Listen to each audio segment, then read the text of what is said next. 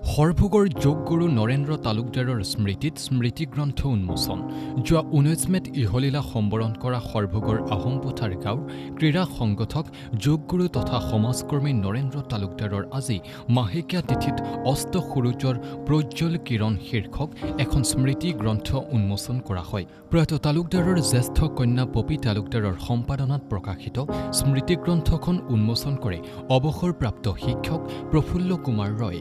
লগতে অনুষ্ঠানত শিক্ষক নিকুঞ্জ মজুমদাৰ, স্থানীয় ব্যক্তি ডিম্বেশ্বৰ দাস, ৰামমোহন দাস উপস্থিত থাকে।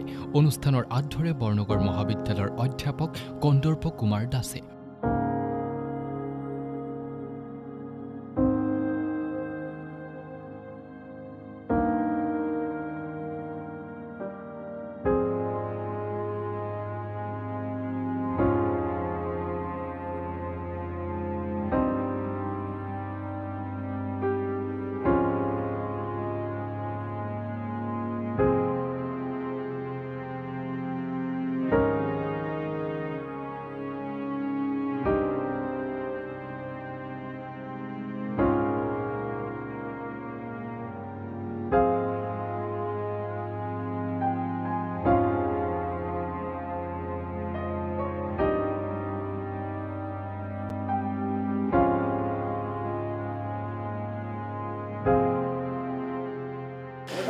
আজি এই প্ৰয়াত নৰেন্দ্ৰ তালুকদাৰ দেৱৰ বাসগৃহত আমি সকলোৱে একত্ৰিত হৈছিলোঁ এটা বিশেষ উদ্দেশ্যত।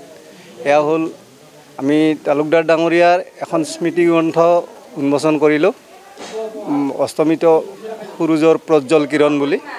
আৰু এই উন্মোচনত আমাক স্থানীয় ৰাইজৰ লগতে আমাৰ আহোমপথাৰ নিবাসী অৱসৰপ্ৰাপ্ত শিক্ষক প্ৰফুল্ল ৰয় তথা নুনতোলা নিবাসী নিকুঞ্জ মজুমদাৰ আৰু আমাৰ আহোমপথাৰৰ ডিম্বেশ্বৰ দাস, ৰামমোহন দাস ইত্যাদি ব্যক্তিয়ে আমাক সহায় সহযোগিতা আগবঢ়ালে। আমি সমূহ এই ৰাইজৰ লগতে সেই ব্যক্তিসকলক ধন্যবাদ জনালোঁ। আৰু এই বিশেষ গ্ৰন্থখনি উন্মোচন কৰিলে আমাৰ আহোমপথাৰ নিবাসী অৱসৰপ্ৰাপ্ত শিক্ষক শ্ৰদ্ধাৰ প্ৰফুল্ল চন্দ্ৰ ৰয়ে।